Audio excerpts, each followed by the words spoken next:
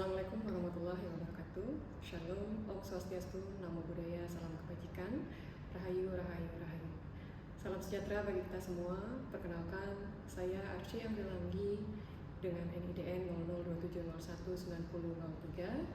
Saya saat ini bertugas di S1 PLB, Pendidikan Luar Biasa, FKIP UNS. Saya akan menyajikan video pengajaran PDD UKTPT sebagai bentuk pernyataan diri dosen, unjuk kerja Tridharma Perguruan Tinggi dengan mata kuliah Pengembangan Komunikasi Persepsi Bunyi dan Irama atau PKPBI. Dalam pengajaran, saya menerapkan Delivery, Interaction, and Assessment dengan menyampaikan deskripsi mata kuliah dan capaian pembelajaran mata kuliah pada awal semester, kemudian membawakan materi perkuliahan sesuai dengan metode dan strategi yang sudah disusun dalam RPS, serta mengevaluasi capaian pembelajaran melalui sistem penilaian. Mata kuliah PKPBI berfokus pada sistem outcome-based education. Hal ini untuk membekali mahasiswa dalam merancang, mengimplementasikan, dan mengevaluasi program pengembangan komunikasi persepsi bunyi dan irama sebagai keterampilan komunikasi bagi peserta didik dengan hambatan pendengaran. Berikut adalah video pembelajaran pada pertemuan kelima dengan materi prinsip-prinsip dasar PKPBI. Dengan pengalaman belajar adalah mengamati dan memahami prinsip-prinsip PKPBI melalui video. Dengan sub CPMK mampu mengaplikasikan prinsip PKPBI dalam pengajaran dan dengan strategi pembelajaran interaktif melalui forum diskusi dan penugasan. Bagi mahasiswa disabilitas disediakan akomodasi berupa juru bahasa isyarat. Mari kita saksikan bersama. Assalamualaikum warahmatullahi wabarakatuh. Waalaikumsalam warahmatullahi wabarakatuh. Selamat pagi. Pagi. Semangat? Semangat. Kok kayak lemas gitu ya? Sudah sarapan belum? Sudah? Sarapan? Oh belum. Ya baik, meskipun belum tapi semangat ya, tetap semangat karena hari ini kita akan belajar terkait PKPBI yang akan kita lanjutkan pembahasan kita minggu lalu. Siap ya? Siap ya? Siap. Oke, mantap. Yuk, baik, yang pertama teman-teman, saya ingin mereview dulu terkait apa yang sudah kita bahas minggu lalu, ya. PKPBI, teman-teman, PKPBI apa? Boleh angkat tangannya? Ya, dengan siapa nama? Saya Syakila Tudis Aulia, NIM K19. Syakila, silakan. PKPBI itu pengembangan komunikasi persepsi bunyi dan irama. Iya, oke ya. PKPBI adalah pengembangan komunikasi persepsi bunyi dan irama. Jika kita kembali ke perkuliahan yang minggu lalu, PKPBI, tentu ini diperuntukkan bagi mereka peserta didik yang memiliki hambatan pendengaran, gitu ya, karena kan sistem atau programnya adalah untuk melatih atau mengembangkan persepsi dari bunyi suara yang ada di sekitar, kemudian dilanjutkan nantinya pengembangan bicara, tapi itu ada di mata kuliah lain, ya. Nah, kemudian coba kita masuk ke sub CPMK kelima. Kita sesuai LPS ya. Sub CPMK kelima adalah teman-teman akan melaksanakan kegiatan pengamatan dan pemahaman prinsip-prinsip PKPBI melalui video. Ya, jadi nanti akan ada beberapa video yang Bu Asi tampilkan untuk kita review bersama, kita tonton, gitu ya. Kita melihat program PKPBI ini bagaimana berjalannya, terutama pada prinsip-prinsip yang ada dalam video tersebut. Ya. Kemudian tujuannya adalah untuk mengaplikasikan prinsip-prinsip PKPBI dalam pengajaran. Jika nanti teman-teman sudah terjun ke sekolah, kemudian bertemu dengan peserta didik yang memiliki hambatan pendengaran, maka teman-teman bisa mengaplikasikan hasil hasil gitu ya, hasil dari capaian pembelajaran mata kuliah PKPBI ya. Oke, kita sudah membahas apa definisi dari PKPBI. Jika kita lihat maknanya kembali, begitu, PKPBI adalah program untuk membantu anak, yang ini masih anak-anak ya, kita konteksnya masih levelnya dasar, begitu, dan menengah, untuk agar mereka belajar mendengar hingga lanjut berbicara. PKPBI tidak hanya fokus pada berbicara saja, jadi mendengar suara untuk berbicara tidak hanya yang seperti itu, begitu, tapi juga pada pemahaman terhadap makna bunyi, kemudian bunyi lingkungan, bunyi yang ada di sekitar peserta didik, seperti contohnya adalah suara orang tua. Ya, itu yang paling penting sekali.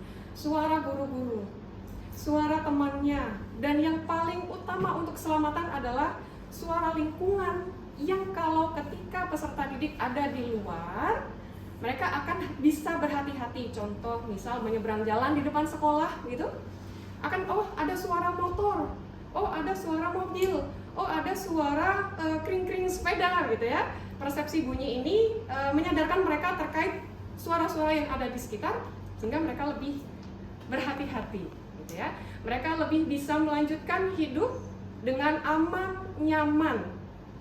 Konteksnya di sini kita tidak berbicara budaya, tidak berbicara tentang konteks budaya bahasa isyarat, kita nanti berbeda mata kuliah gitu ya.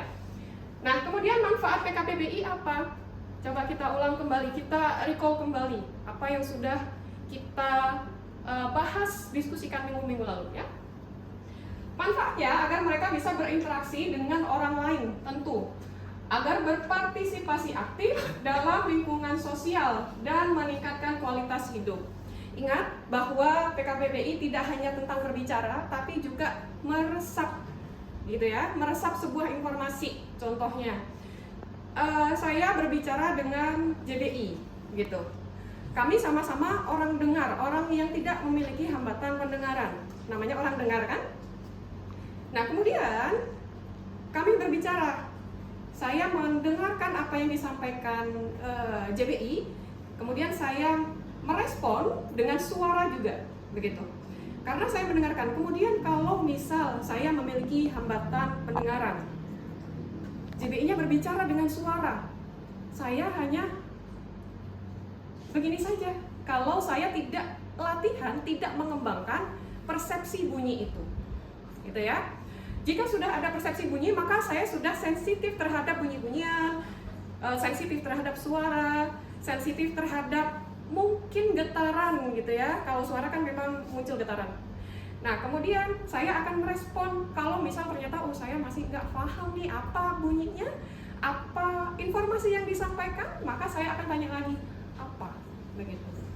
Tapi PKPBI tentu manfaatnya utama sekali untuk peserta didik, anak-anak yang mengalami hambatan pendengaran bisa distimulus dengan suara, gitu ya. Oke, kita lanjutkan. Nah, kita lanjut ke prinsip dasarnya seperti apa. Kita sudah tahu bahwa PKPBI ini harus dilatih, gitu ya. Tidak yang bisa sembarangan. Ada tunarungu, kemudian yang penting ada suara kencang. Nanti kan juga tahu, tidak bisa begitu. Persepsi bunyi, irama itu harus dilatih. Sama seperti mungkin teman-teman latihan bernyanyi, tidak yang serta-merta bisa bernyanyi gitu kan. Pastikan harus kenal nada dulu, nadanya apa, kemudian intonasinya bagaimana dari lirik, kemudian lagi keras lemahnya, lembutnya seperti apa. Pun sama seperti PKPBI ya, ini juga harus dilanjut. Tapi perlu diperhatikan prinsip-prinsipnya. Ada batasan-batasan yang harus kita sebagai calon guru ketahui. Yang pertama adalah keterarahan wajah, atau yang sering dibilang keterarah wajahan, gitu ya, keterarah wajah atau keterarah wajahan. Ini maksudnya bagaimana, mengarah kemana wajahnya gitu ya, teman-teman. Keterarahan wajah di sini maksudnya adalah peserta didik ini fokus terhadap satu titik atau suatu suara. Contoh, peserta didik duduk gitu ya. Biasanya di lantai. Kenapa di lantai? Karena lantai lebih cepat menggetarkan getaran suara daripada harus duduk di kursi, daripada harus berdiri gitu ya. Lebih banyak duduk. Kemudian peserta didiknya fokus, melihat, diam begitu. Bisa jadi gurunya ada di depan, ada di samping, ada di belakang. Untuk tes nih suara apa gitu. Fokus. Ini namanya keterarahan wajah ya. Pentingnya memberikan stimulasi yang terarah dan sistematis. Tidak yang sembarangan kapan memberikan suara begitu. Tapi ada saat-saat anak diberikan stimulus suara, ada yang saat tidak. Kemudian prinsip yang kedua adalah keterarahan suara. Keterarah suaraan gitu ya. Keterarahan suara di sini pun sama. Ada tahapan yang dimana suara ini akan diletakkan di satu titik, bisa jadi di depan, di samping, di sudut begitu, bisa jadi di belakang, samping sebelah mana, seperti arah mata angin, gitu ya. Kemudian peserta didik tunarungu mendeteksi ini arah suaranya dari mana, dari belakang kah, dari samping kah, dari depan kah, gitu. Nah, jika belum bisa mendeteksi arah suara, maka peserta didik harus tetap dilatih terus, gitu ya. Prinsip yang ketiga adalah multisensori. Nah, di sini teman-teman, bukan berarti yang ketika kita melatih persepsi pendengaran, hanya pendengaran saja yang dilatihkan, tidak. Tapi semua sensori. Makanya ada saat-saat di mana peserta didik harus duduk di lantai, gitu ya. Agar apa? Sensori kulitnya. Sensori kulit, oh ada getaran, begitu. Ada saat-saat juga berdiri. Oh, sensori matanya, visualnya, dan lain sebagainya.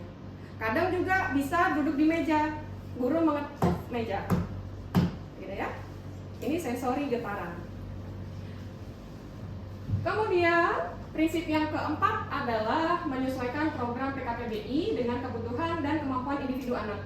Ingat, kadang memang taraf kehilangan pendengaran peserta didik tunarungu ini sama, gitu ya. Oh sama-sama ringan, oh sama-sama sedang, oh sama-sama berat nih kehilangan pendengarannya. Tapi bisa jadi juga dalam satu kelas itu berbeda-beda, gitu ya. Ada yang sedang, ada yang ringan, ada yang berat, gitu bisa jadi. Nah, maka disarankan prinsip individual itu dilakukan. Walaupun bisa dilakukan secara klasikal, tapi jika ada perbedaan maka disarankan lebih ke individu atau personal. Satu anak, satu peserta didik, gitu ya. Tidak yang bersamaan. Lanjut, yang terakhir adalah prinsip kontinuitas. Pelaksanaan PKPBI secara berkelanjutan dan konsisten perlu dilakukan. Kenapa? Contoh, ada kalanya sekarang karena pendidikan inklusif ini lagi naik-naiknya gitu ya, naik daun. Banyak orang tua yang menginginkan anaknya udah TK di SLB boleh, SD kemudian seterusnya ke inklusi, gitu. Ada yang di SD saja, kemudian SMP SMA-nya inklusif, saya nggak mau anak saya di SLB lagi, gitu, biar cepat berkembang. Nah, perlu diingat prinsip dasar dari PKPBI adalah kontinuitas, di mana kalau tidak berkelanjutan, tidak distimulus dengan teratur, dengan cara-cara metode yang sudah ditentukan, tentu hal ini akan menghilangkan sensitivitas dari persepsi itu. Lama-lama, gitu ya, lama-kelamaan akan menghilangkan itu. Nah, sebisa mungkin, makanya hal ini dilakukan bertahun-tahun. Oh, mulai dari TK, kemudian ke SD, sudah berapa tahun ya? 6 dan 2, 8 tahun. Mungkin sudah cukup, kalau dirasa cukup, maka anak bisa melanjutkan ke inklusif, boleh. Tapi kalau memang, aduh belum nih, belum tahu apa-apa, nggak bisa merasakan getaran bahkan, gitu ya, tidak sensitif getarannya, maka sebisa mungkin akan disarankan guru di SLB dulu, gitu ya. Di SLB dulu, nanti kalau sudah mampu mempersepsikan suara dengan baik, boleh lanjut ke inklusi, gitu. Baik, ada pertanyaan? Ya, silakan.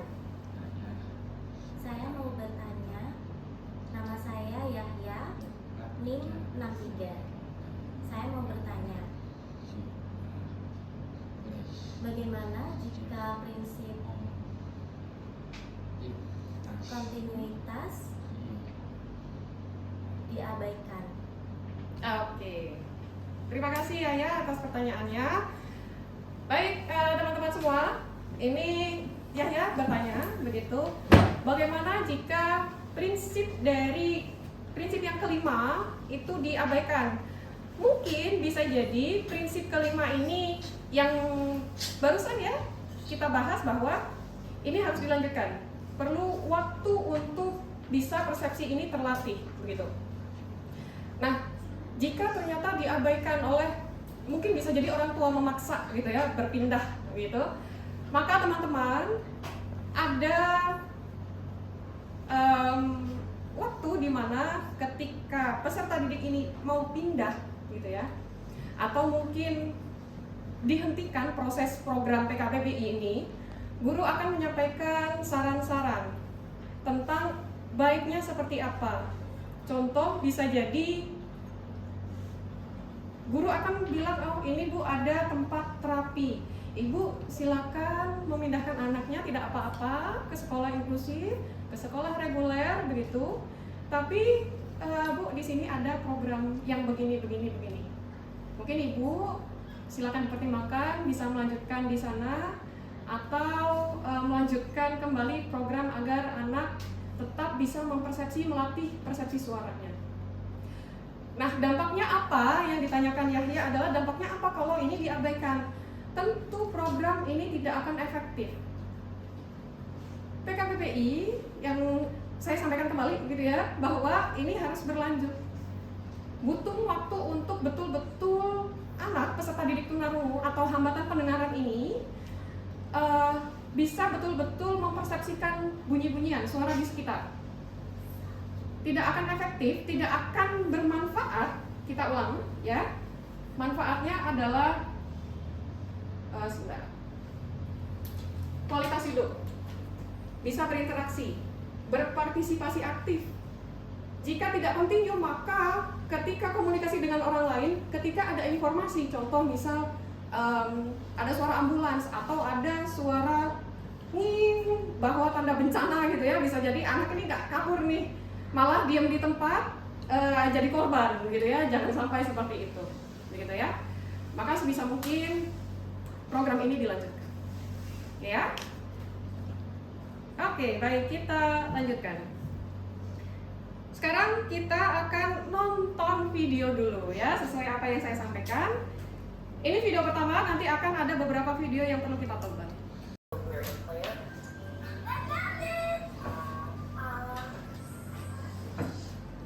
Our goal in the classroom is to get the children to use listening and spoken language, and that is the wish of the family. Ya, kita sudah menonton video pertama. Teman-teman perhatian tidak ya tadi bahwa video ini terjadi ketika program PKPBI dilaksanakan. Ada saatnya individu, ada saatnya kelompok klasikal begitu. Kemudian juga ada dua guru tadi, depan dan belakang. Lihat ya, waktu klasikal ada depan, ada belakang. Pun guru yang satu ini yang teman-teman lihat menggunakan mikrofon. Kok pakai mikrofon? Kan dekat, posisinya dekat sekali dengan peserta didiknya begitu. Nah, tadi di depan disampaikan bahwa mereka menggunakan alat bantu mendengar atau cochlear implant. Nah, itu apa? Nanti kita bahas ya.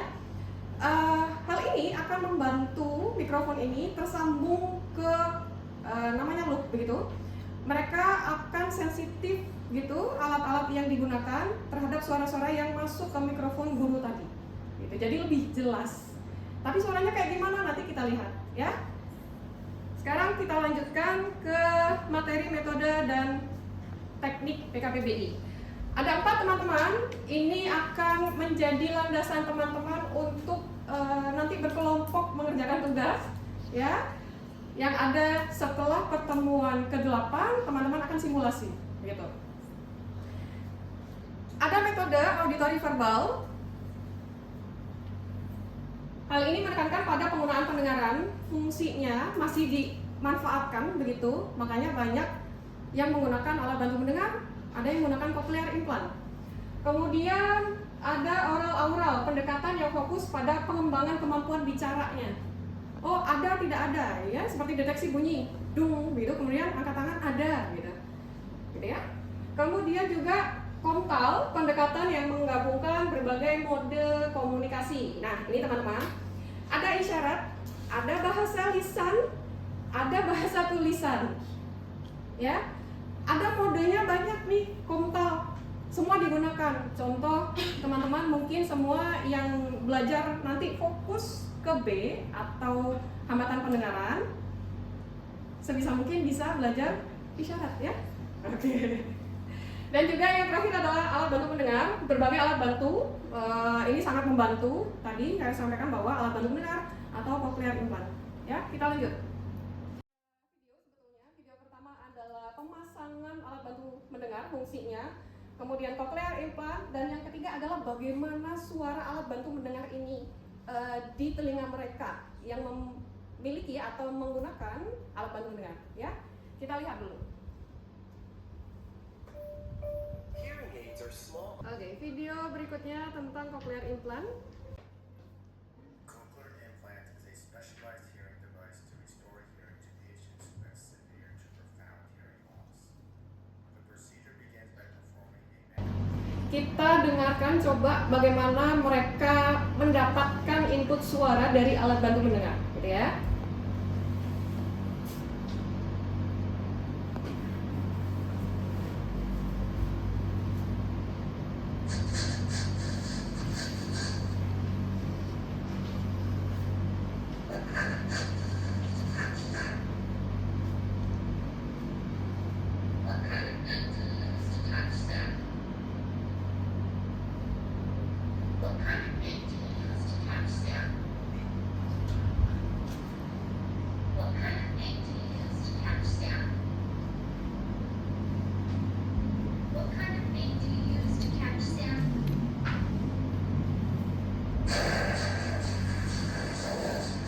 Oke, suara tersebut seperti kok kayak suara radio buram ya, gitu ya.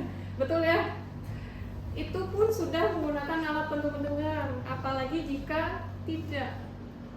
Maka sebisa mungkin nanti teman-teman kalau menjadi guru, ketika program PKPBI dilaksanakan, pastikan peserta didik menggunakan alat bantu mendengar sebisa mungkin. Atau jika tidak, karena kan harganya cukup mahal, begitu. Jika tidak, guru bisa mengupayakan dengan menggunakan speaker, gitu ya. Atau mungkin lebih keras suaranya, gitu. Kita lanjutkan. Ini tahapan PKPBI. Ada deteksi, diskriminasi, identifikasi, dan komprehensi. Deteksi adalah melatih untuk menyadari adanya atau tidak adanya suara. Diskriminasi adalah membedakan jenis bunyinya, bunyi apa ini. Identifikasi untuk ini bunyi dari mana, ada bunyi atau tidak, dari mana suaranya, bagaimana suaranya. Kemudian ada komprehensi untuk memahami makna bunyinya. Oh, tadi ada suara, oh itu suara manusia yang mengatakan apa, begitu ya. Nah, teman-teman, di sini ada lembar evaluasi, ya. Silakan teman-teman berkelompok, bisa depan bangku dengan belakangnya, gitu ya. 4, 5 bisa dibagi 4 kelompok. Teman-teman silakan mendiskusikan tentang apa yang ada di lembar kerja. Nanti silakan dikumpulkan, saya berikan waktu kurang lebih 15-20 menit, ya. Silakan dibagikan. Yang depan berempat kelompok deteksi, bertiga kelompok diskriminasi, ya. 4 belakang kelompok identifikasi, dan yang belakang lagi sebelah selatan ya, kelompok komprehensi. Ya, silakan didiskusikan.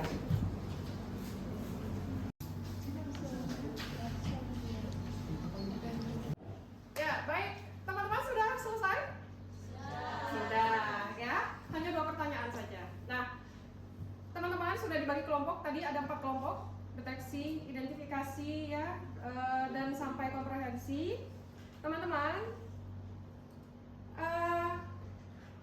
pertanyaan pertama akan kita bahas sedikit. Pertanyaan kedua, silakan didiskusikan kembali dengan kelompok saat nanti sudah di luar perkuliahan gitu ya, untuk dikaitkan dengan tugas simulasi. Nanti teman-teman harus simulasi ya bagaimana program PKPBI ini dijalankan. Oke, baik, kelompok deteksi. Pertanyaan pertama silakan dijawab. Silakan siapa? Saya Mas izin menjawab terkait apa yang dimaksud dengan deteksi dalam PKPBI. Nah, tahap deteksi ini adalah tahap awal anak belajar untuk menyadari adanya suara di sekitarnya. Ini seperti melatih telinga untuk mendengar dan merespon keadaan suara. Oke, baik. Tepuk tangan dulu untuk kelompok deteksi. Ya, betul. Jadi deteksi adalah tahap awal sekali dari program PKPBI, di mana proses ini akan melibatkan semua prinsip-prinsip dasar dari PKPBI, termasuk keterangan wajah, keterangan suara itu sangat penting sekali. Alat bantu mendengar pun itu juga akan berpengaruh ada tidaknya suara. Jadi tahap awal adalah tahap mendeteksi ada nggak sih suara, gitu ya. Tahap ini akan semua prinsip digunakan, ya. Nanti teman-teman, ini tugas.